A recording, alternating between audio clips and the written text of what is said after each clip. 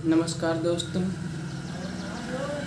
आज मैं आपको कैलाश मांझू बिश्नोई द्वारा रचित यूपीएससी वाला लव कलेक्टर साहिबा कर्मशिला की कहानी सुनाने चल रहा हूँ। हमने ये किताब अमेजॉन से मंगवाया है। मैं चाहता हूँ कि आप इसकी थोड़ी सी स्टोरी सुनिए और यदि आपको पसंद आएगी तो मैं पूरा पढ़ने का प्रयास करूँगा। चलिए देखते हैं इसको। हमारा पहला टॉपिक है यूपीएससी से इश्क। एक रोज दैनिक भास्कर के एडिटोरियल पेज पर मेरा लेख छपा था। ज्ञान की महाशक्ति बनना है तो शिक्षा क्षेत्र में सुधार लाएं। दिन था 17 अक्टूबर 2017। भारत का सबसे बड़ा त्यौहार दीपावली। दैनिक भास्कर के आर्टिकल में मेरी ईमेल आईडी दी हुई थी।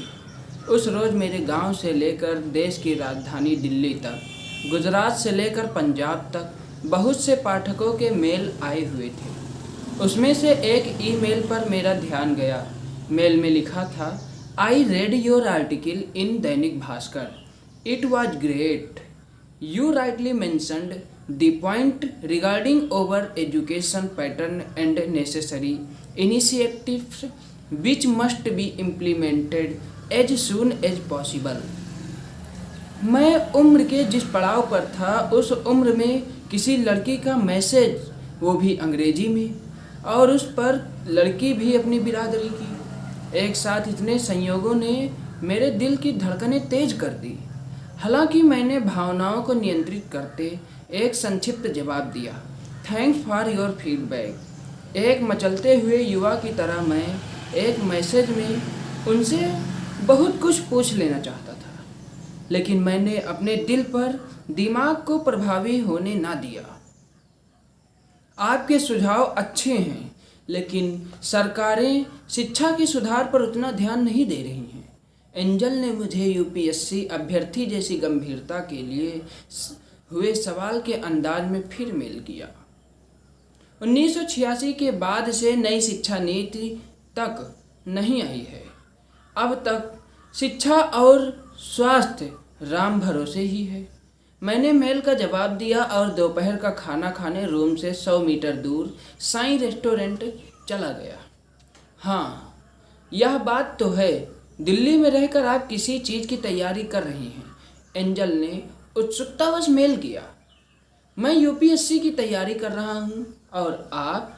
इस तरह हमारे बीच बातचीत का सिलसिला शुरू हुआ। मैं भी यूपीएससी के लिए कोशिश कर रही हूँ, लेकिन यूपीएससी पल्ले नहीं पड़ रही है। 2 बार प्रारंभिक परीक्षा दी, लेकिन हुआ नहीं। एंजल ने यूपीएससी की तैयारी करने वाले 90% छात्रों की व्यथा को अपने एक ही मैसेज के जरिए जाहिर कर दिया। हालांकि मैंने 2 दिन तक उनके मेल का कोई जवाब नहीं दिया। मेरे दोस्त लव गुरु का कहना था कि अगर लड़की को दोस्त बनाना है तो लड़की की साइकोलॉजी को पढ़ो और कभी भी लड़की वर्चुअल मोड पर टेक्स्ट या फ़ोन कॉल पर बात करे तो बात पूरी होने से पहले ही व्यस्त होने का बहाना बनाकर फ़ोन काट दो या टेक्स्ट मैसेज का जवाब ना दो। लव गुरु का असली नाम राघवेंद्र प्रताप सिंह था। राघवेंद्र को हम लव गुरु इसलिए कहते थे क्योंकि मुखर्जी नगर और ओल्ड राजेंद्र नगर में तैयारी करने आने वाले नए नवेले नौजवानों को लव एडवाइस देने में उसका कोई सानी न था। जब भी किसी कोचिंग या कोचिंग के बाहर किसी यूपीएससी की तैयारी करने वाले लड़के को किसी लड़की से फ्रेंडशिप करनी होती तो वे लव गुरु की तरफ रुख करता। लव गुरु शानदार और नायाब नुस्खे बताता। लड़के इसकी आजमाइश अपनी होने वाली माशूका के लिए करते और कई सारे कामयाब भी हो जाते। लव गुरु की खुद की लगभग आधा दर्जन गर्लफ्रेंड और 1 दर्जन के आसपास मी टू थी। वह तैयारी कम और मौज मस्ती करने वाला लड़का ज़्यादा था। मैंने एंजल के मेल का जवाब ठीक 2 दिन पश्चात रात्रि में नियमित मोटिवेशनल फेसबुक पोस्ट करने के तुरंत बाद दिया। अच्छा, यूपीएससी परीक्षा के पैटर्न को पकड़ नहीं पा रही हो, मैंने लिखा और मैं त्राटक करके बिस्तर पर चला गया। मेरी मुख्य परीक्षा 28 अक्टूबर को होनी थी, इसलिए मैं जल्दी सोने की आदत डाल रहा था। मैं यूपीएससी के क्वेश्चन पूछने के पैटर्न को समझ नहीं पा रही। साल भर पॉलिटी, इकोनॉमिक्स, एनवायरनमेंट सभी सब्जेक्ट पढ़ने के बावजूद क्वेश्चन प्रीलिम्स में बहुत ज़्यादा गलत हो रही हैं। इसका सॉल्यूशन क्या हो सकता है और क्या आप इस बार मेंस परीक्षा दे रहे हैं? उन्होंने एक ईमेल में 2 सवाल पूछे। हाँ, 28 अक्टूबर को ही है। मैंने एंजल के मेल का संक्षिप्त जवाब दिया। आईएएस प्रीलिम्स 2017 के रिजल्ट को आए हुए 3 महीने से ज़्यादा हो चुके थे, लेकिन एंजल यह तय नहीं कर पा रही थी कि 3 जून 2018 को होने वाले यूपीएससी प्रीलिम्स के लिए क्या स्ट्रेटजी अपनाएं कि इस बार कम से कम प्रीलिम्स के चक्रव्यूह को भेदा जा सके। उस रात को वह ठीक से सो नहीं पाई, क्योंकि उसे डर था कि अगर तीसरी बार भी यही प्रश्न रहा तो फैमिली वाले तैयारी छुड़वा देंगे। उस रात को एंजल सोच रही थी कि जब कक्षा 6 में थी तो दिव्या मैडम ने उनसे पूछा था, बड़े होकर क्या बनना है? उसने तपाक से कहा था, कलेक्टर। अब वह सोच रही थी कि बचपन के इस सपने को साकार करने में यूपीएससी का प्रारंभिक चरण ही उसके लिए सबसे बड़ी बाधा बन गया था। वह 2 प्रयासों में प्रीलिम्स पास न कर पाने के कारण हीन भावना से ग्रस्त हो चुकी थी। शुरू से ही तेज तर्रार और मेधावी छात्रा रही, एंजल ने आत्मविश्वास को यूपीएससी के खट्टे अनुभव ने अर्श से फर्श पर पहुंचा दिया था। जब वह बाड़मेर के सुदूरवर्ती ढोरों की धरती बालोतरा के एक छोटे से गांव से जयपुर आई थी, उस समय वह हिंदी माध्यम की छात्रा थी और उस समय उन्हें अंग्रेजी मीडियम में शिफ्ट होने में काफ़ी दिक्कतें आई थी। लेकिन आज उनकी अंग्रेजी किसी अंग्रेज के समान ही फर्राटेदार है।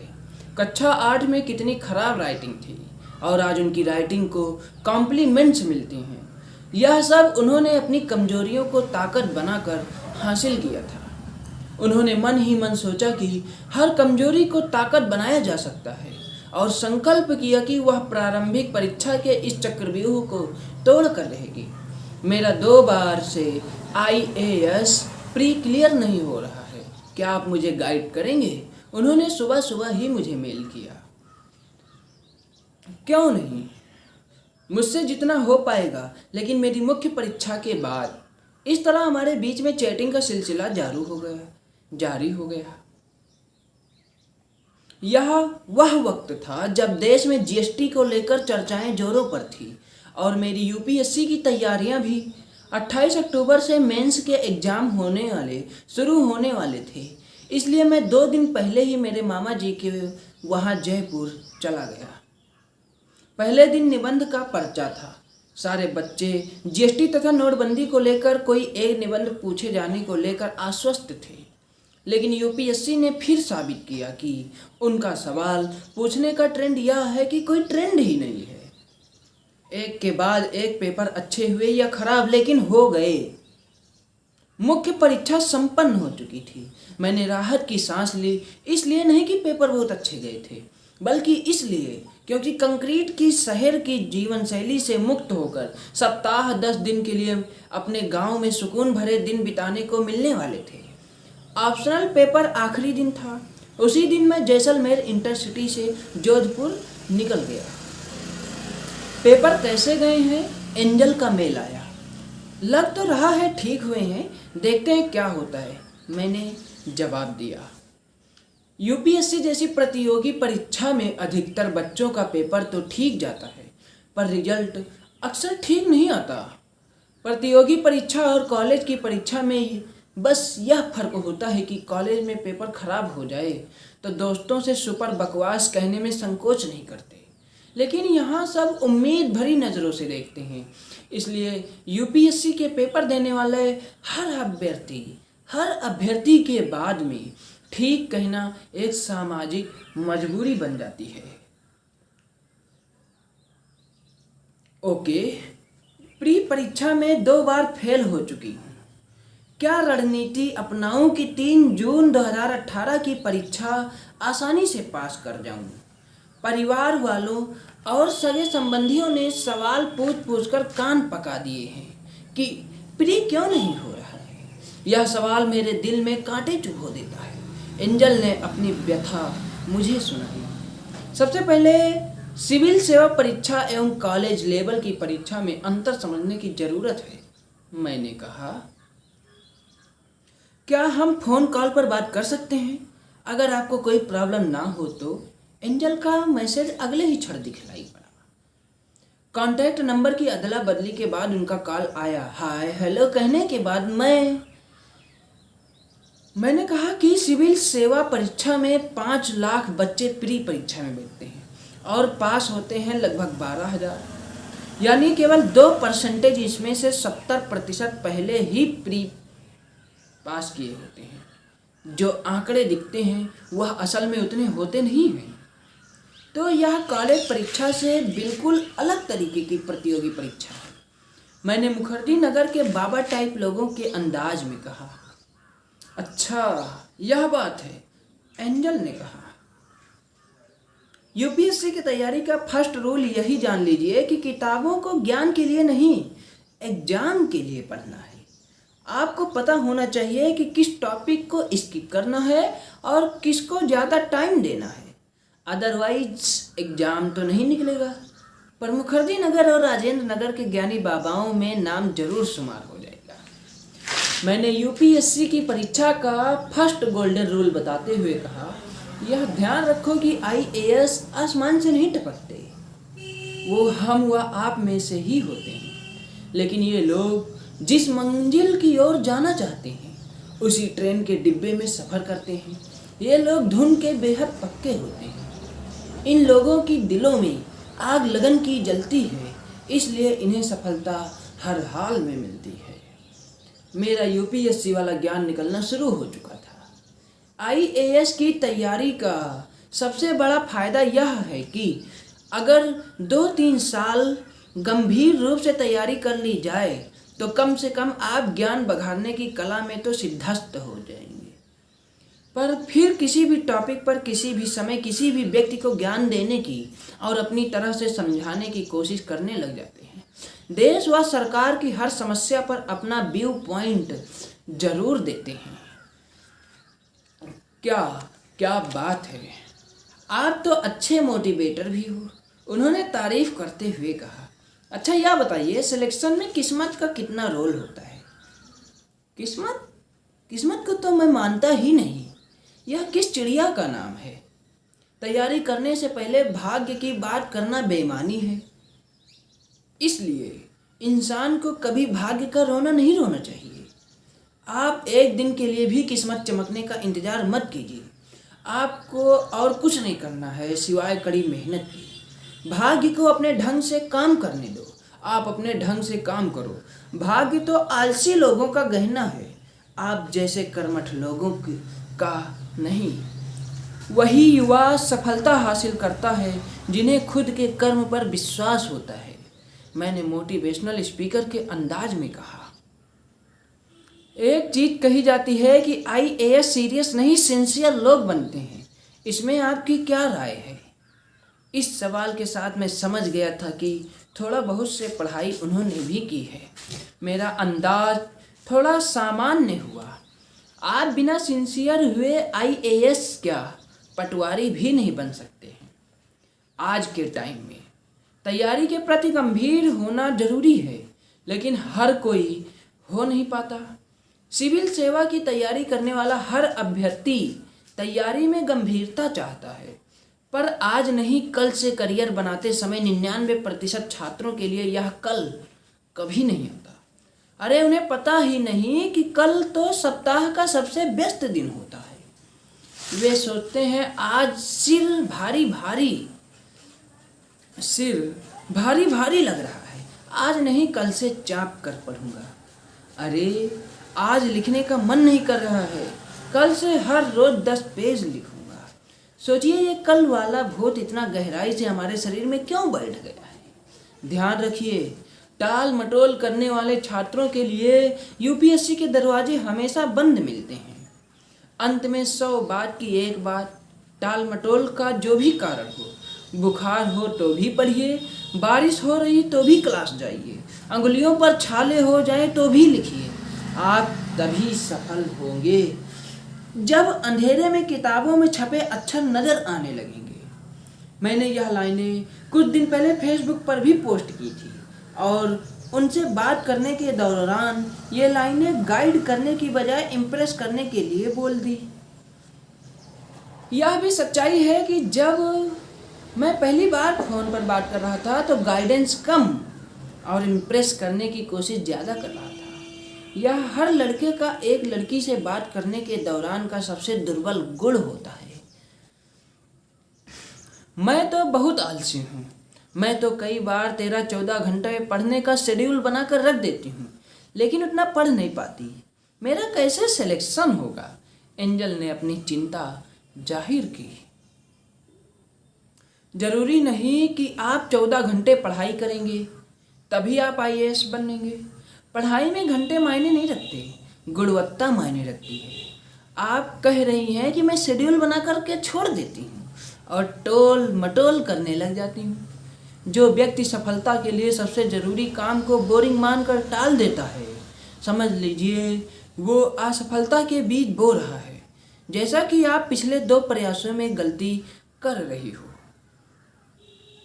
सफलता पाने का इच्छुक व्यक्ति बोरिंग तथा सबसे मुश्किल लगने वाला जरूरी काम को सबसे पहले करता है, इसलिए वो व्यक्ति सबसे पहले सफल भी हो जाता है। किसी भल मानस ने सही ही कहा है कि सफलता के नियम तभी आप पर काम करेंगे जब आप चुस्त दुरुस्त तथा तंदुरुस्त तरीके से जी जान से लगकर काम करेंगे और टोल मटोल प्रवृत्ति को बाय बाय कहेंगे। मैंने एंजल से कहा, अब सिलेक्शन तो लेना ही है। इस टाल मटोल की प्रवृत्ति को बाय बाय, आज से ही संकल्प। उन्होंने दृढ़ संकल्पित होने को कहा, हो करके कहा। अगर संकल्प कर लिया है तो सफलता दूर नहीं। अक्सर मनुष्य में शक्ति की कमी नहीं होती, बस संकल्प की कमी होती है। दुनिया में दृढ़ संकल्प से बड़े बड़े काम हो रहे हैं, फिर बात ट्रंप की हो, पुतिन की या मोदी सर की। ये लोग अपने दृढ़ संकल्प के बल पर देश दुनिया की दिशा बदलने में लगे हुए हैं। इसलिए ही कहा जाता है कि इतिहास महज चंद संकल्पवान लोगों के साहसिक कदमों की चहलकदमी भर होता है। मुझे नहीं पता कि ये लाइनें कहाँ से निकल रही थी, लेकिन ये थी काफ़ी मोटिवेशनल टाइप की। दिमाग शायद इसलिए ज़्यादा काम कर रहा था ताकि लड़की इम्प्रेस हो सके।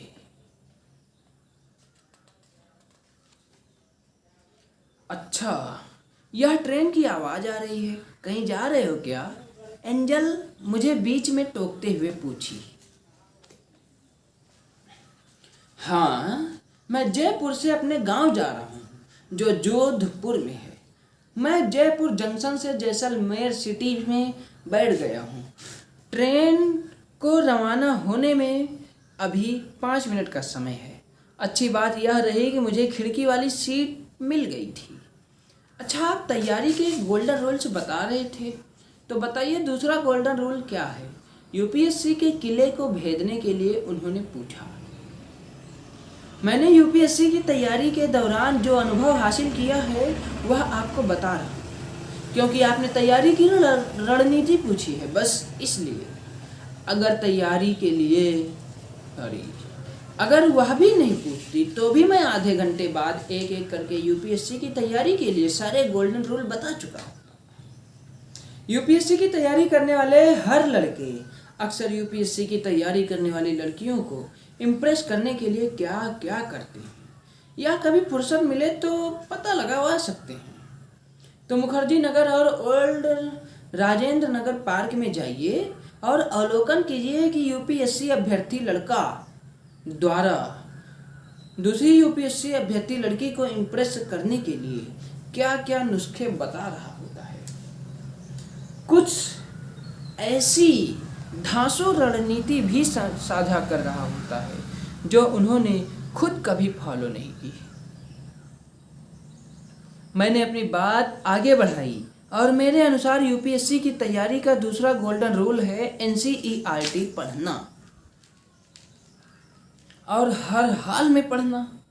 एनसीईआरटी को इग्नोर किया तो यूपीएससी आपको इग्नोर कर देगी।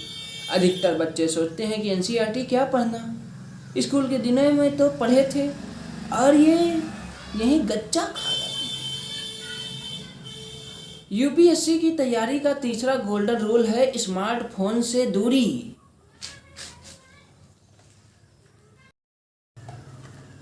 यूपीएससी की तैयारी का तीसरा गोल्डन रूल है स्मार्टफोन से दूरी तो सिलेक्शन से नज़दीकी। कोई भी 8-10 घंटे मोबाइल में मशगूल रहकर आईएएस बनने का सपना नहीं देख सकता। अगर सपना देखता है तो पूरा नहीं कर सकता। केवल यूट्यूब से स्टडी मटेरियल देखकर आईएएस नहीं बन जाता। आज भी किताबों से मोहब्बत करके ही लवासना पहुंचा जा सकता है। मैंने मेंटर के तौर पर 2 गोल्डन रूल और बता दिए। सोशल मीडिया के कारण स्मार्टफोन एक बड़ी गलत लत बन चुका है। याद रखिए, अगर आप स्मार्टफोन का इस्तेमाल स्मार्टनेस तरीके से नहीं कर रहे हैं तो आपको स्मार्टफोन बुरी लतों का बादशाह बनाकर रख देगा। विद्यार्थी जीवन में आप सफल इंसान बनने का सपना संजोए हैं तो मोबाइल की महामारी की चपेट में खुद को ना आने।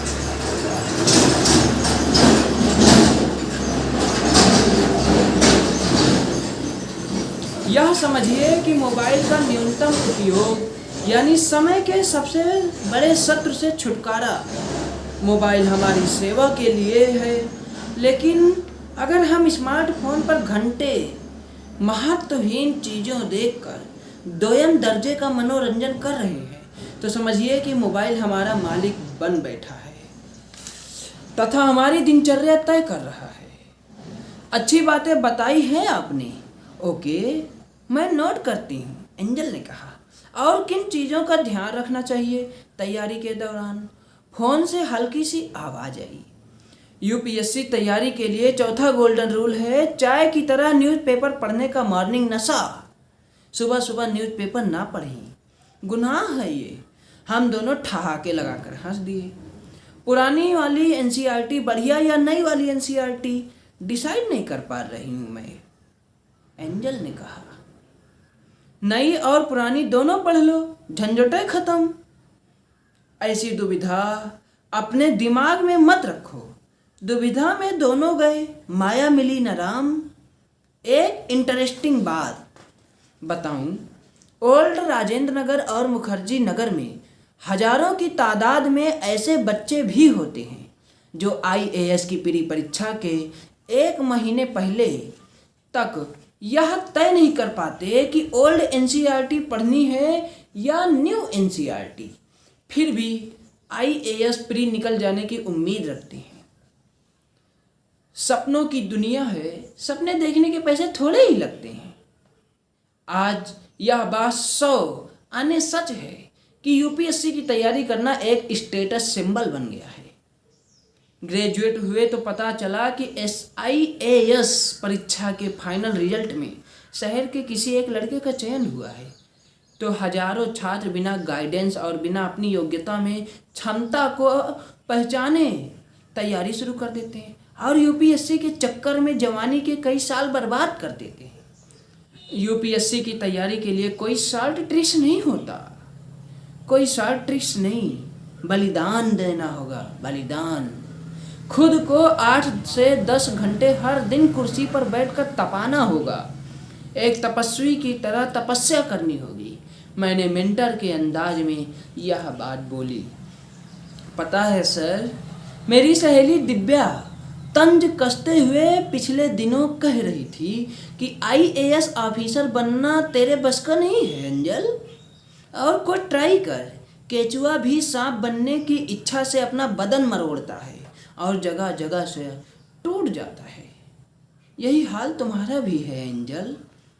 हड्डी भले टूट जाए, सपने नहीं टूटने चाहिए। तुम भले ही कितना ही ताना मार दो, लेकिन मेरा हमेशा से यही मानना रहेगा कि आईएएस बनना है तो गिर उठ, मजाक उड़वा, फिर से दौड़, एंजल ने दृढ़ संकल्पित होते हुए कहा। सपने देखने चाहिए, पर उन्हें पूरे करने का जुनून भी होना चाहिए। अक्सर सपने रात को अवचेतन की आकांक्षाएं दर्शाते हैं और नींद खुलते ही फुर्र हो जाते हैं। कोई उन्हें साथ लेकर जगे, जिए और श्रम परिश्रम से जुटे, तभी स्वप्न का सच होना संभव होगा। और मैं यही कर रही हूँ, तो मेरे सपने पूरे क्यों नहीं होंगे? आसान काम करने के लिए आई नहीं हूँ, बड़े सपने देखे हैं तो बड़ी कीमत चुकाने के लिए भी तैयार हूँ। तू जिंदा है तो जिंदगी की जीत में यकीन कर, अगर कहीं है स्वर्ग तो उतार ला जमीन पर, यही मेरा ध्येय वाक्य है, एंजल ने कहा। मैंने दिव्या से कहा कि मूर्ख किसी भी श्रेणी के हो सकते हैं, एक कैटेगरी में आप भी हैं। पता है सर, अपनी दाल गलती हुई ना देख कर वह कुर्सी से उठकर अपने रूम में चली गई। अच्छा, यह बताओ कि यूपीएससी के लिए परफेक्ट स्टडी मटेरियल क्या है? दिव्या ने पूछा। परफेक्ट ना तो यूपीएससी के लिए कोई स्टडी मटेरियल है और ना ही परफेक्ट स्ट्रेटजी। आपकी धुन, लगन और जिद परफेक्ट होनी चाहिए। करना है तो आईएएस करना है।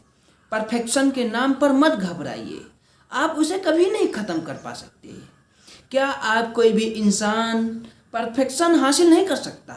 एक बात और गांठ बांध लो कि यूपीएससी के साथ में एक अजीब बात यह है कि तैयारी के शुरुआती 1 साल में ढंग से पढ़ाई नहीं की तो सिलेक्शन लेने के लिए आने वाले सालों में 3 गुना मेहनत करनी पड़ेगी। मैंने बैग से ईयरफोन निकालते हुए ये सारी बातें एंजल से कहा। नवंबर का महीना था और रात्रि बढ़ने के साथ साथ हवा में ठंड घुल रही थी। टिकट टिकट कहते हुए टीटी ने मेरा नाम व सीट नंबर पूछा। मैंने फ़ोन होल्ड पर डालकर टिकट दिखा दिया। गांव कितने दिन रहोगे? एंजल ने पूछा। 1 सप्ताह रुकने का प्लान है। अच्छा, कभी जयपुर आओ तो बताना, मैं मिलना चाहूँगी आपसे। आपसे बात करके अच्छा लगा। आपकी यात्रा मंगलमय हो। एंजल ने कहा। रात के 1 बज चुके थे। चलिए तैयारी से जुड़ी हुई चीज़ें बाद में डिस्कस करेंगे। गुड नाइट, यह कहकर उन्होंने फ़ोन रख दिया।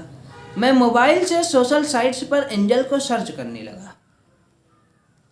जिसका जीवन में कोई विजन नहीं होता, वो जिंदगी भर दूसरे के विजन पर काम करता है। जिसको अपनी जिंदगी का पसीना बहाना अच्छा नहीं लगता, उसे जिंदगी भर दूसरों के आगे अपने शरीर का पसीना बहाना पड़ता है। जिस व्यक्ति के काम की कोई डेडलाइन नहीं होती, उसी के काम की दुनिया में कोई पहचान नहीं होती। मैंने अपने फेसबुक वॉल पर यह पोस्ट लिखी और सोने के लिए लेट गया। आंखों से नींद गायब थी और एंजल के मीठी मीठी आवाज़ दोबारा कानों में गूंज रही थी। प्रिय मित्र, यूपीएससी वाला लव का ये एक टॉपिक खत्म हुआ। आगे की टॉपिक मैं आपको फिर से शुरू करता हूँ।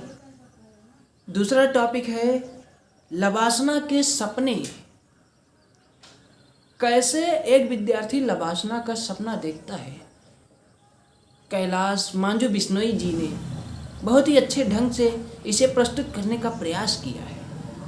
अतः इसे आप अगले वीडियो में देखें। तब तक के लिए धन्यवाद। जय हिंद। नमस्ते मित्रों, आपको हमने अभी पिछले पार्ट में यूपीएससी वाला लव का एक पार्ट सुनाया था। आज का हमारा दूसरा पार्ट होगा लबासना के सपने। चलिए देखते हैं इस टॉपिक में मांझू बिश्नोई ने क्या प्रस्तुत किया, क्या उद्देश्य है, ये देखते हैं। तो चलिए आगे बढ़ते हैं। लबासना के सपने। थिंकिंग अबाउट लबासना, मसूरी, अब सोचो कितनी दूर है। अगर जो टाइम टेबल बनाया है उसको फॉलो नहीं करूँगी तो मसूरी हमेशा दूर रहेगी। एंजल ने अपनी डायरी में यह बातें लिखी और सोने चली गई। लेकिन उनके दिमाग में बहुत सारे सवाल चल रहे थे, बहुत सारे ख्वाब पल रहे थे। कभी एंजल गिरीश के बारे में सोचती तो कभी अपने सिलेबस और रणनीति के बारे में। सुबह 4 बजे तक करवट बदलती रही, लेकिन आंखों में नींद कम, ख्वाब ज़्यादा वाली क्रिटिकल सिचुएशन की वजह से वह सो नहीं पाई। सुबह ठंड बढ़ने के साथ उसकी आंख लग गई। भोर में जब आंख खुली तो एंजल ने सबसे पहले अपना फ़ोन चेक किया, पर उसे कोई मैसेज का नोटिफिकेशन नहीं दिखा।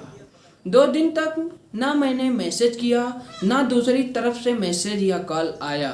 मैं अपने गांव में दोस्तों के साथ क्रिकेट खेलने में मशगूल था। अचानक व्हाट्सएप पर एक मैसेज दिखाई दिया।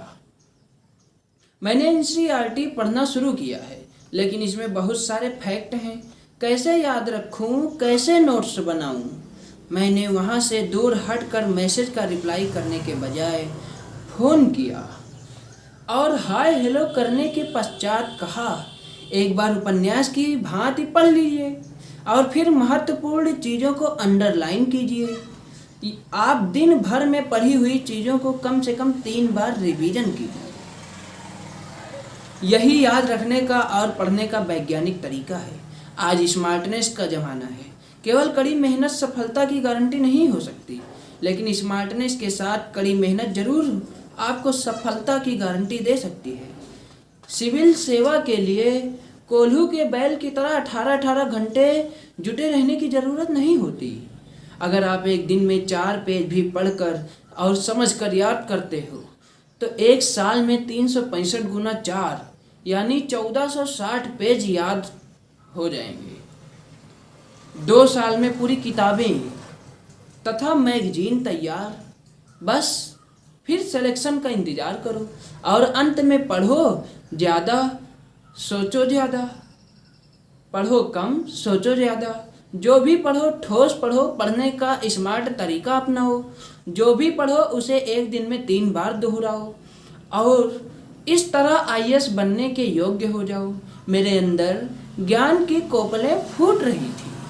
वैसे मेरी एक फ्रेंड कहती है कि न्यूज़पेपर पढ़े बगैर करंट अफेयर सिर्फ यूट्यूब से तैयार हो सकता है। कौन हैं ये लोग, कहाँ से आते हैं? मैंने सवाल के अंदाज में कहा। अच्छा बताया, यह तरीका फॉलो करूँगी। एंजल ने हंसते हुए कहा। वैसे आपने कोचिंग कहाँ से ली थी और कोचिंग लेने का कोई फ़ायदा हुआ? मैंने पूछा। मैंने बाजीराव एवं रवि से कोचिंग ली थी।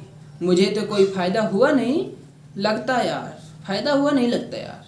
मुझे तो लगता है कि 1.5 साल बर्बाद हो गए। काश कोचिंग नहीं लेती। सर कहने वाली एंजल ने आज पहली दफ़ा यार शब्द का इस्तेमाल कर लिया था। मतलब यह दोस्ती बढ़ाने की इच्छुक थी। हालांकि कुछ माह बाद मुझे पता चला कि उनके बोलने के अंदाज में कई बार यार निकल ही आता है। यूपीएससी की कोचिंग लेना शादी के लड्डू खाने जैसा है। खाए तो पछताए, ना खाए तो भी पछताए।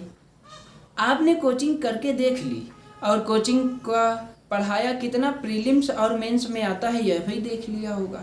जब तक सेल्फ स्टडी नहीं तब तक यूपीएससी के किले को भेदना नामुमकिन है। वैसे शादी का लड्डू खाने का विचार तो है ना? मैंने गंभीर होते डिस्कशन को हल्का करने के लिए कहा। कोचिंग का खराब अनुभव देखते हुए सोच रही हूँ शादी ना करूँ, ताकि शादी का लड्डू खाने के बाद पछतावा ना हो, जिस तरह से कोचिंग करने के बाद हो रहा है पछतावा। ऐसा ख्याल क्यों आ रहा है तुम्हें? अच्छा छोड़ो, आपके अनुसार यूपीएससी की तैयारी के लिए सबसे ज़रूरी चीज़ क्या है? यूपीएससी के सपने से प्यार होना चाहिए, फिर तैयारी तो हो ही जाती है। जैसे कि किसी लड़के को किसी लड़की से प्यार हो जाए तो वह मुश्किल नहीं देखेगा, हर मुश्किल से लड़ेगा जब तक प्यार को हासिल न कर ले।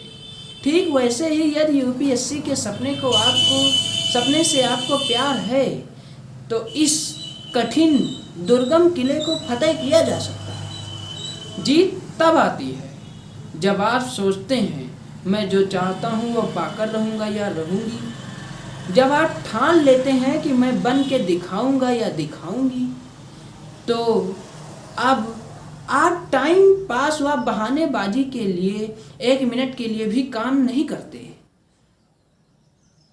अब तो मस्तिष्क इस बात पर काम करना शुरू कर देता है कि सपने को कैसे हकीकत में बदला जाए। अब आप कई गुना बेहतर अनुशासित कर रहने लग जाते हैं, समय के हर पल में कुछ नया सीखने की कोशिश में लग जाते हैं। जब आप मैं आईएएस बनकर दिखाऊंगी कि भावना से पढ़ने लग जाएं तो पढ़ते पढ़ते कब सूर्योदय से सूर्यास्त हो जाता है पता तक नहीं चलता। लगनशीलता इतनी ज़्यादा हो जाती है कि स्वादिष्ट खाने से कई गुना स्वाद देश विदेश में घटित होने वाली अच्छी घटनाओं में आने लग जाता है। अब किताबों के पन्ने महबूबा की आंखों की तरह अति सुंदर लगने लग जाते हैं। फिर क्या, मसूरी की टिकट कन्फर्म हो जाती है।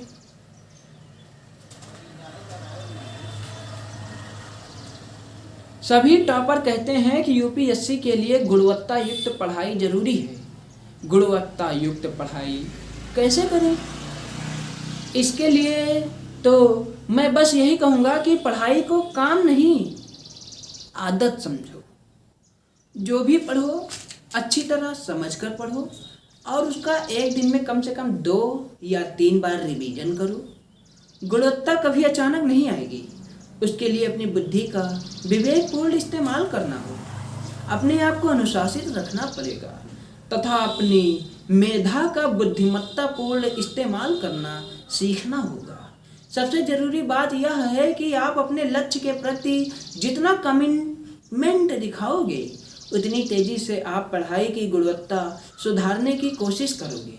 आप हर सप्ताह 15 मिनट यह सोचने में ज़रूर लगाएं कि क्या मैं क्वालिटी वाली स्टडी कर रही हूँ, अगर नहीं तो क्या क्या तथा किस तरह से अपनी पढ़ाई में बदलाव लाने की ज़रूरत है।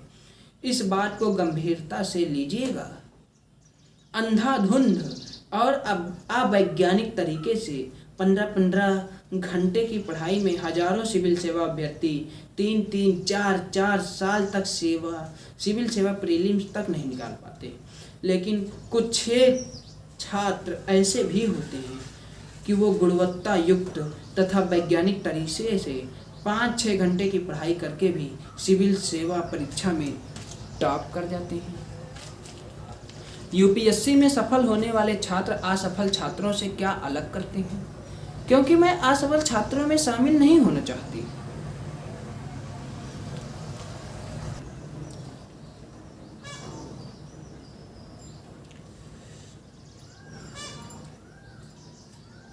सवाल करने के अंदाज में यूपीएससी के प्रति उनका समर्पण भाव साफ झलक रहा था। सफल छात्र एग्जाम में असफल नहीं होना चाहते, इसलिए बंद कमरों में दर्जनों बार असफल होते हैं। मतलब यह है कि वे सफल होने की कोशिशें करते हैं, जबकि असफल छात्रों के साथ बड़ी दिक्कत यह होती है कि वे पहली बार एग्जाम में असफल होते हैं, अगली बार भी एग्जाम में ही असफल होते हैं और कभी भी अपनी गलतियों को कठोरतापूर्ण मूल्यांकन ही नहीं करते। सफल छात्र अपने स्टडी रूम, कोचिंग क्लासरूम में ही बहुत अच्छी गलतियां करते हैं, हर गलती से सीखते चले जाते हैं। वो अपने सबसे अच्छे गुरु होते हैं। वे अपने स्टडी रूम में ही सैकड़ों घंटे प्रैक्टिस करते हैं, इसलिए एग्जाम हॉल में सबसे बढ़िया परफॉर्मेंस दे देते हैं और इसलिए इन लोगों के सामने मंजिल बाहें फैलाए खड़ी रहती हैं। अच्छा चलो बाद में बात करते हैं, अभी जिम जाने का टाइम हो रहा है। ओके।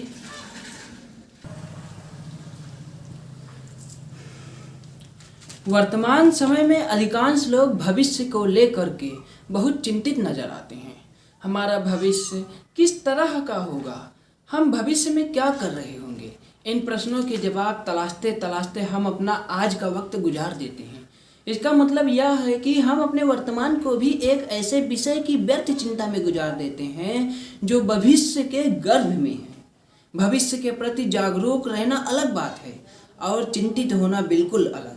भविष्य के प्रति जागरूक ना होने से भविष्य खराब हो जाता है। परंतु भविष्य के बारे में ज़्यादा चिंतित होना भी मूर्खता है, क्योंकि इससे वर्तमान खराब हो जाता है। अतीत जो अब जा चुका है और भविष्य जो अभी आया ही नहीं है, इन दोनों के बीच जो छोटा सा वक्त है वर्तमान का, वही अस्तित्ववान है। बीता हुआ कल आज की स्मृति है और आने वाला कल आज का स्वप्न। हाँ, एक बात और, अतीत और भविष्य को अस्वीकार न करें। साथ ही यह भी कि सिर्फ अतीत और भविष्य के साथ ही न जिएं। कोशिश करें कि अतीत से सीखा जाए, वर्तमान का आनंद लिया जाए और भविष्य की योजना बनाई जाए। लोग वर्तमान को बचाने की कोशिश करते हैं, वह भविष्य को खो देते हैं, और जो कष्ट सहकर वर्तमान की कीमत चुकाते हैं वह भविष्य को खरीद लेते हैं। दरअसल भविष्य ना किसी की भेंट है, ना किसी की कृपा, वह मनुष्य के वर्तमान में किए जाने वाले पुरुषार्थ का अधिकार है। हमारे भारतवर्ष में एक कहावत बहुत प्रसिद्ध है कि आज जैसा बोओगे वैसा ही काटोगे, अर्थात जैसा वर्तमान आप बनाते हैं उसी के अनुरूप आपका भविष्य स्वतः निर्मित हो जाता है। यदि आप वर्तमान को अपने परिश्रम से सींचते हैं तो भविष्य अपने आप ही सुनहरा और शानदार हो जाता है। ठीक इसके उलट पुरुषार्थ ना करने वाले आलसी व्यक्ति का ना तो कोई भविष्य होता है, ना ही वर्तमान। हम भविष्य को भविष्य के लिए स्थगित नहीं कर सकते, वह सदैव वर्तमान के द्वारा ही बनाया जा सकता है। भविष्य वर्तमान का प्रतिफल है, फलश्रुति है, पर यह हमारे वश में नहीं है। ऐसे में अनजाने भविष्य के लिए वर्तमान क्यों बिगाड़ें? जो गुजर गया वह भी हमारे वश में नहीं है, उसे हम मिटा नहीं सकते। हाँ, उससे कुछ सीख जरूर सकते हैं। वर्तमान हमें अंधा बनाए रखता है, अतीत बीच बीच में हमारी आंखें खोलता रहता है। अतीत में कभी कोई त्रासद घटना हुई भी हो तो भी परिपक्वता इसी में है कि हमें अतीत की दुखद यादों को छोड़ वर्तमान का सदुपयोग करना सीखना चाहिए और वर्तमान में आनंदमय तरीके से जीने का सतत अभ्यास करना चाहिए। जो वर्तमान समय को साध लेता है वह अगला पिछला सभी कुछ साध लेता है। मैंने यह आर्टिकल चलती ट्रेन में लिखा और दैनिक जागरण के संपादकीय पेज में छपने के लिए भेज दिया। रात्रि में सोने जाने से अपनी डायरी में एंजल ने लिखा, जीवन में स्पष्ट लक्ष्य होना चाहिए। मनुष्य को जीवन में सार्थक चीजें प्राप्त करने के लिए लक्ष्य बनाना अत्यंत जरूरी है। सकारात्मक सोच के साथ लक्ष्य का निर्धारण हमारे अस्तित्व को सही मायने में अर्थ देता है। जब हमारे पास स्पष्ट लक्ष्य होता है तो हम जो कार्य करते हैं उससे आनंद का एहसास करते हैं। अगर हम पूरे जीवन के लिए लक्ष्य निर्धारित करते हैं तो हमारा पूरा जीवन ही अनुशासित हो जाता है। इसलिए हर मनुष्य का जीवन उद्देश्य पूर्ण या लक्ष्य से परिपूर्ण होना चाहिए। जब हम अपने जीवन में लक्ष्य बना लेते हैं तो वह हमें हरदम सचेष्ट करता है, हमारी रुचि बनाए रखता है और सुबह बिस्तर से हमारे निकलने का कारण उपलब्ध कराता है। जब हम ऐसे लक्ष्य से प्रेरित होते हैं जिसका गहरा अर्थ हो, ऐसे सपनों से प्रेरित होते हैं जिनके पूर्ण होने की चाहत हो और ऐसे प्रेम से प्रेरित होते हैं जिसको व्यक्त करने की जरूरत हो, तो हम वाकई में जिंदगी जीते हैं। लक्ष्य के निर्धारण से फायदा यह होता है कि हमें मेहनत करने के लिए एक सही दिशा ज्ञात होती है और बीच में बाधाएं आने पर हम विचलित नहीं होते, बल्कि उनसे संघर्ष करने के लिए कृत संकल्प बने रहते हैं। बाधा ऐसी डरावनी चीज है जो लक्ष्य से आंख हटते ही आपको दिखती है। अतः कोशिश यही होनी चाहिए कि अपने लक्ष्य पर निरंतर टकटकी लगाए रहें। लक्ष्य तय करके आप उस पर अपनी दृष्टि निरंतर बनाए रखें जब तक उस लक्ष्य का सफल भेद ना हो जाए। अमेरिका के पूर्व राष्ट्रपति फ्रैंकलिन पियर्स अपने वकालत के पेशे में शुरुआत में असफल हो गए, लेकिन उन्होंने यह लक्ष्य बना लिया था कि 999 बार असफल होने पर भी वह वकालत ही करेंगे। बाद में वह अपने दृढ़ संकल्प के चलते न केवल एक सफल वकील बने बल्कि आगे चलकर अमेरिका के राष्ट्रपति भी हुए। जब हम किसी लक्ष्य को अपने दिल में जन्म देते हैं तब हम उस लक्ष्य से अपना संबंध स्थापित कर लेते हैं और हम जितने दृढ़ विश्वास से उसके लिए प्रयत्न करते हैं वह उतना ही हमारे करीब आता है। लक्ष्य को जब इतनी गहराई से चाहा जाता है कि व्यक्ति उसके लिए अपना सब कुछ दांव पर लगाने के लिए तैयार हो जाता है तो उसका जीतना सुनिश्चित है।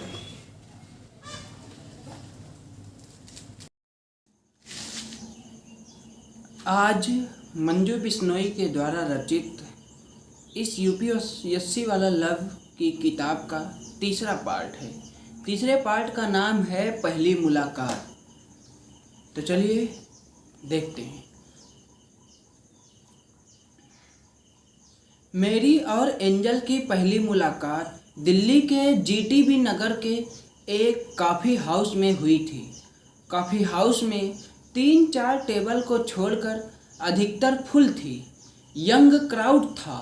कॉफ़ी हाउस की दीवारों पर फूलों की सजावट बहुत खूबसूरत लग रही थी। उससे भी ज़्यादा खूबसूरत लग रही थी एंजल।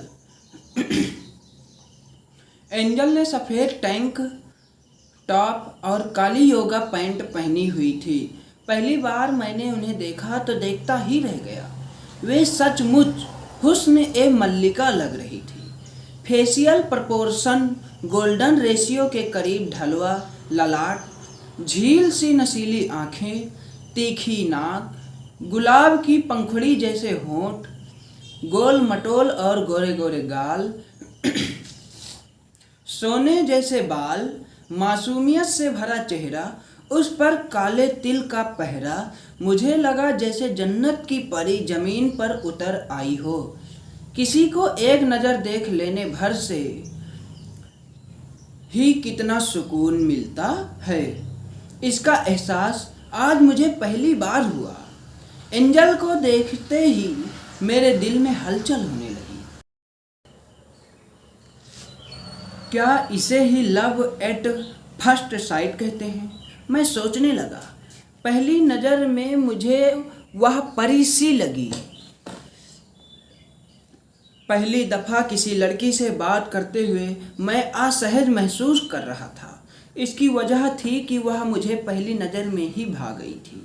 हालांकि वह थोड़ी चिंतित नज़र आ रही थी। गिरीश IAS प्री क्लियर करने का बहुत ज़्यादा दबाव है मेरे ऊपर।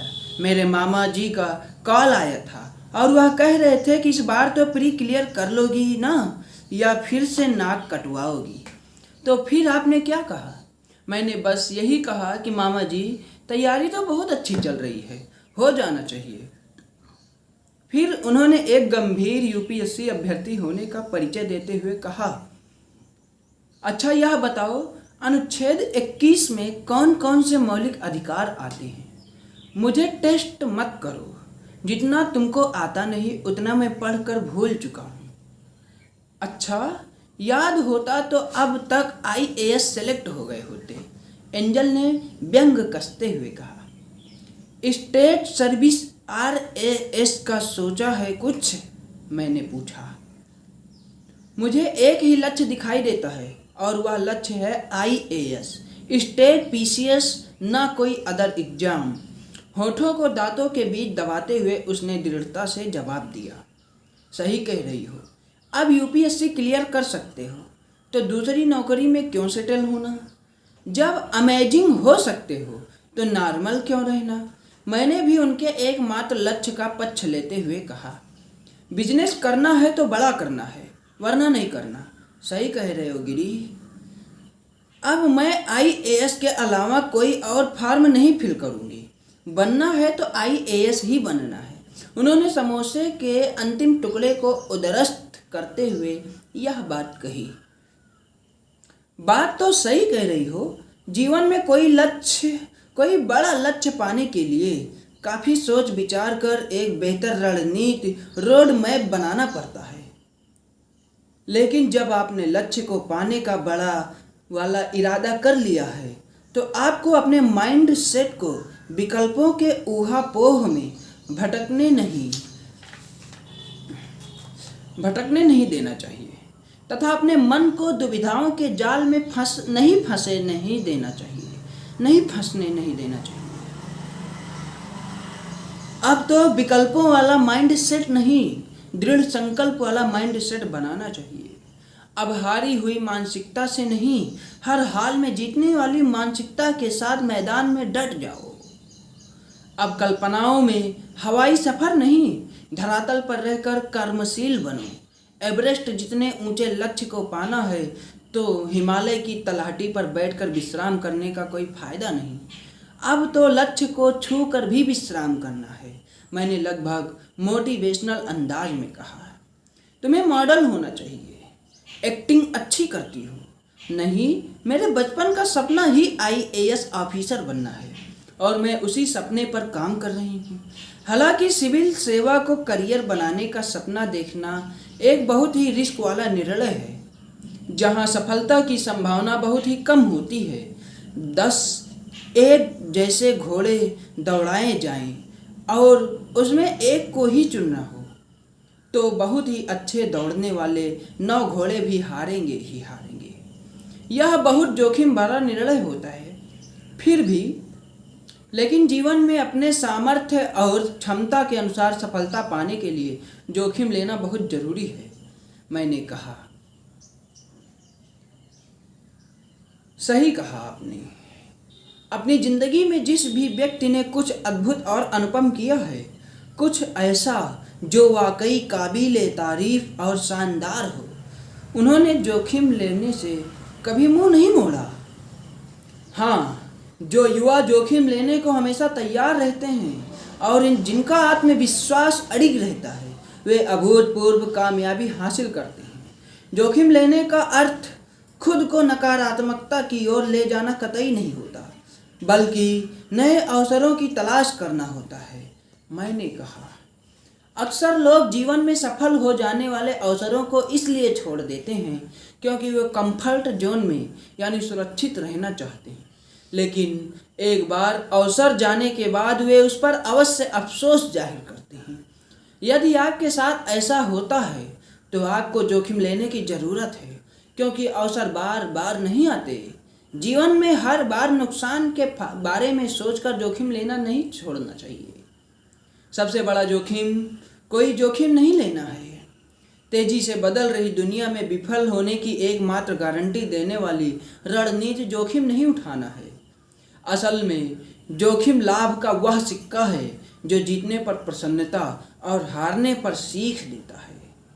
कभी कभी कम उम्र में जोखिम उठाने की वजह से हो सकता है कि कई बार आपको परिवार एवं समाज दोनों में अपेक्षित सहयोग ना मिले, लेकिन इससे निराश होने और घबराने के बजाय अपने भरोसे पर कायम रहें। नाकामयाब हो जाने का भय हर किसी को सताता है ना?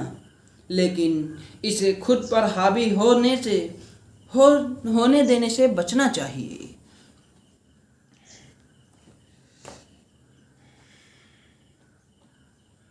यह बात ध्यान रखें कि जोखिम उठाने का जज्बा वीर का साहस है, कायर का नहीं। जीवन में जोखिम लेने वाले कई सारे लोग असफल भी होते हैं, लेकिन वे अपने अनुभव से सीखते भी बहुत हैं। जोखिम लेने वाला एक आशावादी इंसान सफलता को सदैव सीखने के अवसर के रूप में देखता है। दुनिया के सफलतम लोग औसत लोगों से कहीं ज़्यादा बार असफल होते हैं। यही नहीं, विश्व की सर्वश्रेष्ठ कंपनियां औसत कंपनियों की तुलना में कहीं ज़्यादा बार असफल रही होती हैं। अगर आप बड़े मुकाम हासिल करना चाहते हैं तो जोखिम को जीवन में हिस्सेदारी देने में देरी ना करें।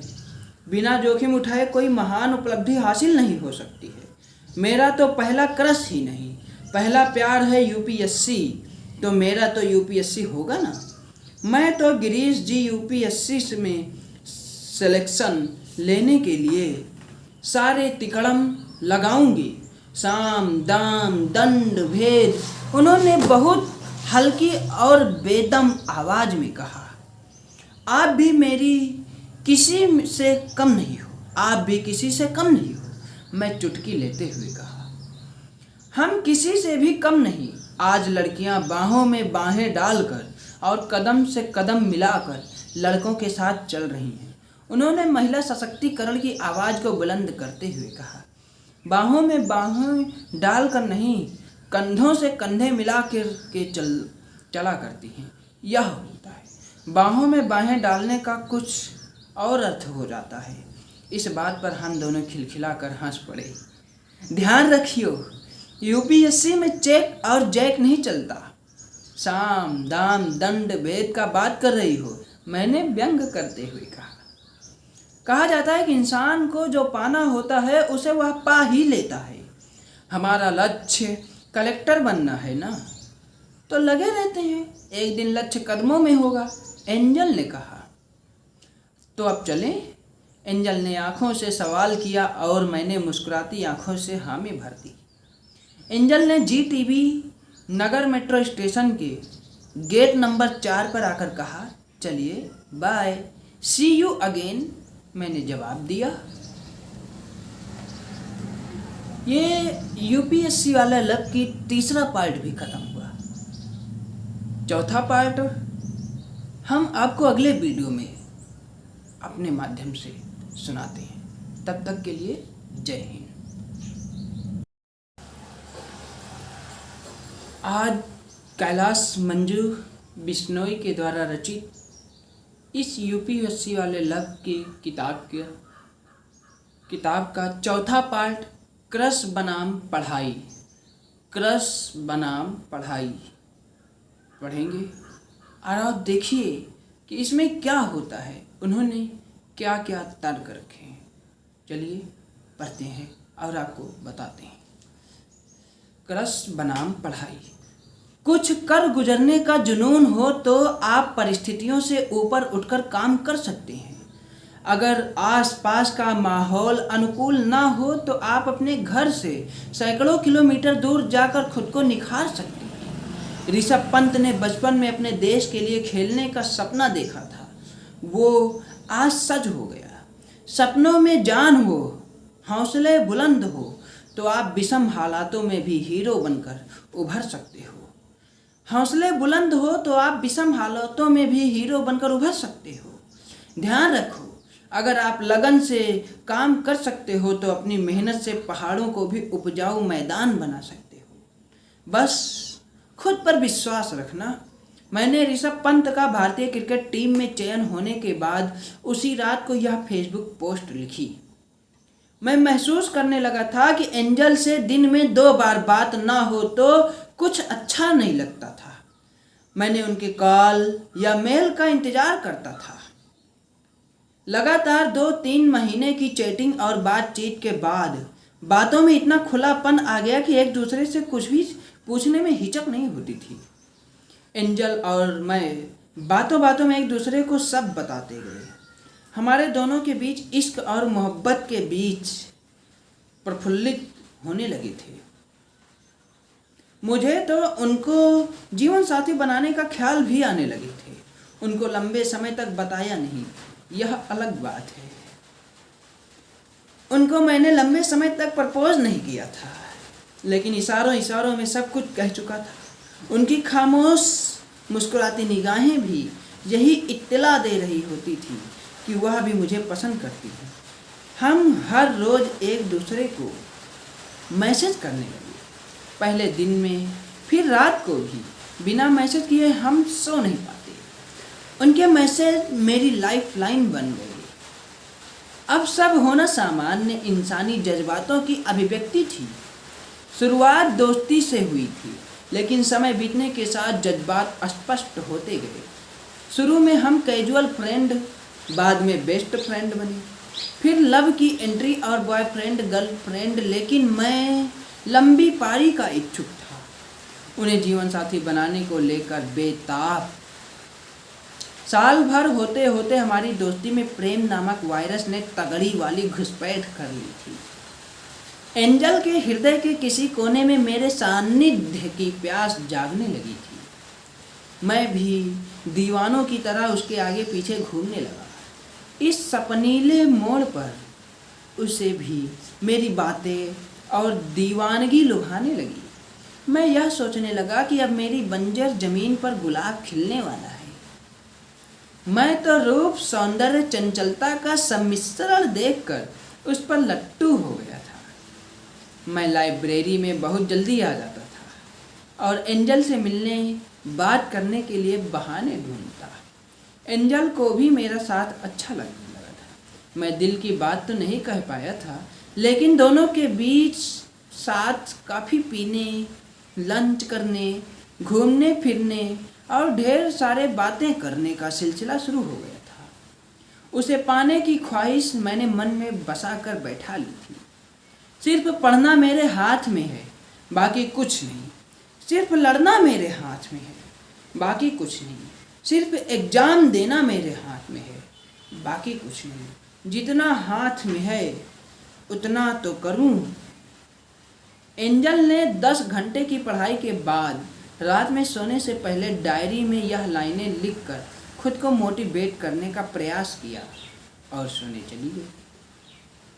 आज पढ़ने का मन नहीं कर रहा है बिल्कुल भी, एंजल ने व्हाट्सएप पर मैसेज किया था। आज पढ़ने का मन नहीं कर रहा है तो टीवी डिबेट देखो, डिबेट देखने का मन नहीं कर रहा है तो राइटिंग प्रैक्टिस करो, राइटिंग प्रैक्टिस का मन नहीं कर रहा है तो डिस्कशन करो, और डिस्कशन करने का भी मन नहीं कर रहा है तो रणनीति बनाओ।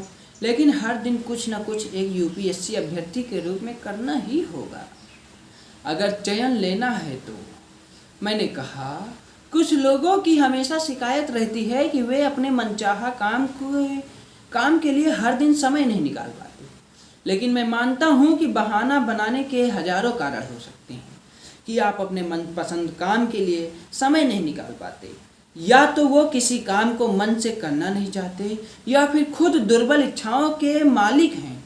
दुनिया में किसी भी काम को करने के लिए सबसे ज़्यादा जिस चीज़ की ज़रूरत होती है वो है दृढ़ संकल्प, जिसके बलबूते तो आप सोच सकते हैं, जिस पर आप यकीन कर सकते हैं, उस काम को इस दुनिया में आप करके भी दिखा सकते हैं। साफ जाहिर हो रहा था कि मैं लगभग एक मेंटर की भूमिका में आ चुका था। एंजल का कॉल आया, मुझे हर्ष बी पंत IR की बुक लेनी है, मिल जाएगी क्या मुखर्जी नगर में? एंजल का कॉल आया, मुझे हर्ष बी पंत IR की बुक लेनी है, मिल जाएगी क्या मुखर्जी नगर में? मुखर्जी नगर और ओल्ड राजेंद्र नगर किताबों के एक अजायब घर हैं। यहाँ नहीं मिलेगी तो कहाँ मिलेगी? मैंने दृढ़ता से जवाब दिया।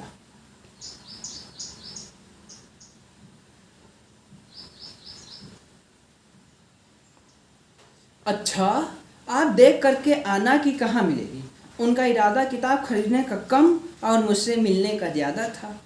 यह बात मैं समझ गया था। जब किसी लड़की को लड़का पसंद आ जाए तो मिलने या कॉल करने के इतने तरीके ढूंढ लिए जाते हैं जितने एडिसन ने बल्ब बनाने के लिए तरीके नहीं ढूंढे हुए। मैं उन्हें पसंद आया था या नहीं यह मुझे नहीं पता, या फिर शायद उनका इरादा यह था कि IAS बनने के सपने को साकार करने के लिए गिरीश मेरी बहुत हेल्प कर सकता है, इसलिए भी उन्होंने मेरे साथ दोस्ती बढ़ाई होगी। लेकिन वजह जो भी हो, दोस्ती धीरे धीरे बहुत प्रगाढ़ होती गई। मैं बत्रा सिनेमा गया और अग्रवाल स्वीट होम के पास वाली बुक शॉप से हर्ष की पंत की IR बुक खरीद करके एंजल को कॉल मिलाया। सामने से आवाज़ आई, रुको मैं अभी आती हूँ। मैं मन ही मन सोच रहा था कि किताब तो बस बहाना था, असल काम तो मिलने बुलाना था। तुमने आज यह क्या पहन रखा है? तुम तो बिल्कुल चमन लाल लग रहे हो। रिक्शे से उतरते ही उन्होंने मुझे देखकर कहा। उसके चेहरे पर मुस्कान देखकर मेरी आंखें खुली की खुली रह गई। अरे मेरा फ्रेंड जोधपुरी जूतियाँ लाया था तो पहन लिया, अच्छी नहीं लग रही है क्या? तुम पर तो हर चीज़ अच्छी लगती है, मैं तो बस मजाक कर रही थी। कॉफ़ी पिलाओगे? एंजल ने पूछा। क्यों नहीं, मैंने मुस्कुरा कर कहा। डिस्कशन करते करते ना जाने कब मैं एंजल की थॉट प्रोसेस को दीवाना बन गया था। शायद मैं उनके सोचने के तरीके को पसंद करने लगा था, उनके विचारों को पसंद करने लगा था और उनकी बातों का तो दीवाना हो गया था, उनके अंदाज का भी। लगातार 4 महीने की बातों के बाद संवादों में इतना खुलापन आ गया कि कोई भी बात कहने में असहजता महसूस नहीं होती थी। दोस्ती धीरे धीरे आत्मीयता में बदलने लगी। एंजल मुझसे जब भी मिलती तो प्यासी सोन मछलियाँ जैसी। पूरी कैंपस लाइब्रेरी में भी बस 2 ही लोगों को इस नवेले एहसास का पता था, एक मैं और एक उसे।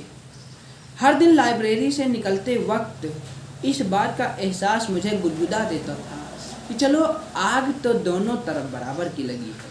हालांकि मैं अक्सर खुद को यह कहकर समझाता था कि पहले करियर बना ले, फिर चाहे कितनी भी प्यार की डुगडुगी बजा लेना। इसलिए मैंने प्रपोज करने के लिए लंबा समय लेना उचित समझा। एंजल और दोनों IAS की तैयारी कर रहे थे।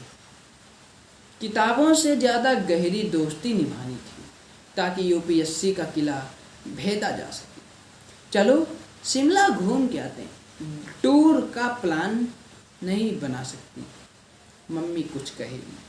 मैंने भी किसी एटीट्यूड वाली लड़की से पूछ लिया, समझती क्या है अपने आप, अच्छा चलती है कि नहीं, वरना तेरी सहेली अंजलि को कहूँगा कि चलो घूम के आते। और अगर बात नहीं करूँगी तो क्या मेरी सहेली से बात करने लग जाओगे?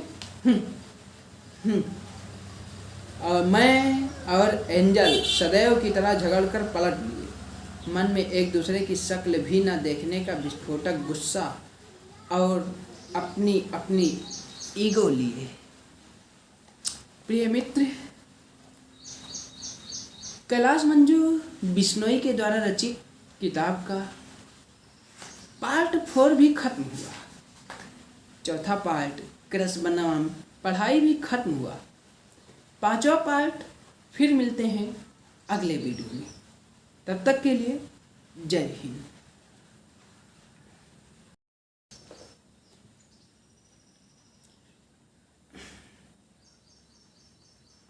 कैलाश मंजू बिश्नोई के द्वारा रचित UPSC वाला लव की 5वां पार्ट है प्री का फोबिया। देखते हैं कि उन्होंने इस पार्ट में क्या बताया है, क्या तर्क दिए हैं और हमें अपने जीवन में इसे कैसे उतारना है। देखते हैं, तो चलिए पढ़ते हैं। प्री का फोबिया। यह उस समय की बात है जब देश में एक के बाद एक बैंक घोटाले समाचार पत्रों की सुर्खियां बन रहे थे। बड़े बड़े घोटालेबाज पैसों की चपत कर विदेश की ओर पलायन कर रहे थे। दिन था रविवार का, तारीख 3 जून सन 2018। यह दिन कई अभ्यर्थियों पर कहर बनकर टूटा। हर साल की तरह UPSC ने इस बार भी प्रीलिम्स परीक्षा में सवाल पूछने के पैटर्न में उलटफेर किया। वर्ष 2018 के GS पेपर देख कर के कई परीक्षार्थियों को छठी का दूध याद आ गया। पूछे गए प्रश्नों से ऐसा प्रतीत हो रहा था कि पेपर सेटर बच्चों को यातना देना चाहता है। यही नहीं, पेपर करते समय एंजल भी हवा टाइट हो गई थी। एंजल की भी हवा टाइट हो गई। OMR सीट में गोले भरते समय डिप्रेशन जैसा महसूस हो रहा था। हालांकि CSET का पेपर कठिन नहीं था। एंजल ने कैलकुलेशन किया तो उसके नंबर 120 के आसपास आए थे। हालांकि पेपर इतना सरल भी नहीं था कि कट ऑफ 100 नंबर के ऊपर चला जाता। यह पिछले 10 सालों का सबसे कठिन प्रश्न पेपर था। मैं अपना पेपर सही होने से ज़्यादा इस बात से खुश था कि एंजल का पेपर अच्छा हुआ है और उनकी प्रारंभिक परीक्षा निकल जाएगी। हुआ भी ऐसा ही। 40 दिन बाद जब PDF में एंजल का रोल नंबर दिखाई पड़ा तो मेरी खुशी का ठिकाना नहीं रहा। लव गुरु और अनीस को छोड़कर हमारे सभी मित्र ने प्रारंभिक परीक्षा को फतह कर लिया था। मैं एक दिन लाइब्रेरी में बैठे बैठे आंसर राइटिंग की प्रैक्टिस कर रहा था। कलमें घिस दो, कुर्सियां तोड़ दो, बिना हिले बिना डुले बिना रुके UPSC फोड़ दो। कंधों पर हाथ रखते हुए लव गुरु ने शायराना अंदाज में कहा, क्या बात है लव गुरु भाई, आजकल बड़े शेर निकल रहे हैं। अरे ऐसा कुछ नहीं है, जल्दी जल्दी यूपीएससी क्लियर करने का सपना पूरा कर लो यारो। फिर मम्मी पापा के भी सपने पूरे करने हैं। सपनों की लिमिट नहीं है, कब तक आईएएस पर टिके रहोगे? लव गुरु ने किताब उठाते हुए कहा। हाँ भाई, आईएएस मुख्य परीक्षा को 1 ही महीना रह गया है। अब अंडरग्राउंड होने का समय आ गया है। सुमित भी बेयर एक्ट होकर उठाकर लाइब्रेरी से फ्लैट की ओर चल दिया। आईआईटी कानपुर से पास्ड आउट सुमित की अच्छी जॉब थी।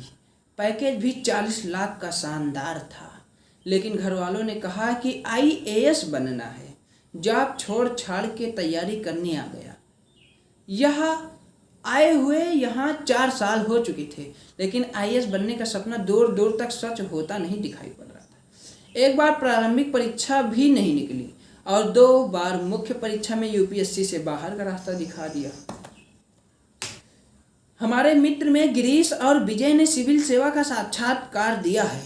इन लोगों के मुखमंडल से ही सुनना चाहेंगे कि मुख्य परीक्षा को लेकर क्या रणनीति होनी चाहिए। एंजल ने कहा, सिविल सेवा मुख्य परीक्षा का उद्देश्य होता है अभ्यर्थी की समग्र भौतिक गुणों की जांच परख करना तथा अभ्यर्थी द्वारा अर्जित ज्ञान का बेहद गहराई से आकलन करना। दोस्तों, यूपीएससी केवल कॉपी में तथ्यों तथा आंकड़ों के साथ बेहतर भाषाई प्रस्तुतिकरण ही नहीं चाहती, बल्कि जटिल से जटिल सवालों का सुलझा हुआ तथा सरल भाषा में जवाब चाहती है। लेकिन गैर जरूरी तथ्यों, सूचनाओं तथा आंकड़ों का जमावड़ा उत्तर में नहीं होना चाहिए, नहीं तो उत्तर कृत्रिम भी बन सकता है। हाँ, तथ्यों तथा आंकड़ों के माध्यम से आपका जवाब अवधारणात्मक रूप से पुष्ट होना चाहिए। अगर आप आसपास देश दुनिया में घटित होने वाली सामयिक घटनाओं के उदाहरण के साथ अपने नए विचारों को भी कॉपी में लिखते हो तो आपके सिविल सेवा मुख्य परीक्षा में शानदार मार्क्स आ सकते हैं।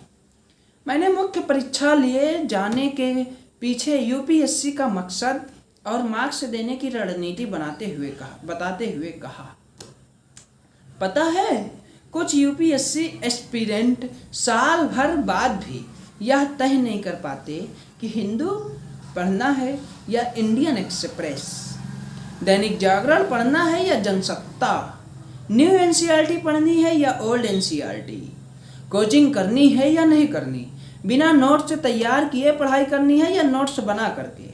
जो जितनी दुविधा में रहते हैं उनके चयन की संभावना भी उतनी ही कम हो जाती है। इस दुविधा में मत रहो और जो भी सही लग रहा है उसी हिसाब से रणनीति बनाओ और तैयारी में जुट जाओ। दुविधा में दोनों गए, माया मिली न राम, ऐसा नहीं होना चाहिए। विजय न सधे हुए शब्दों में अपनी बात कही।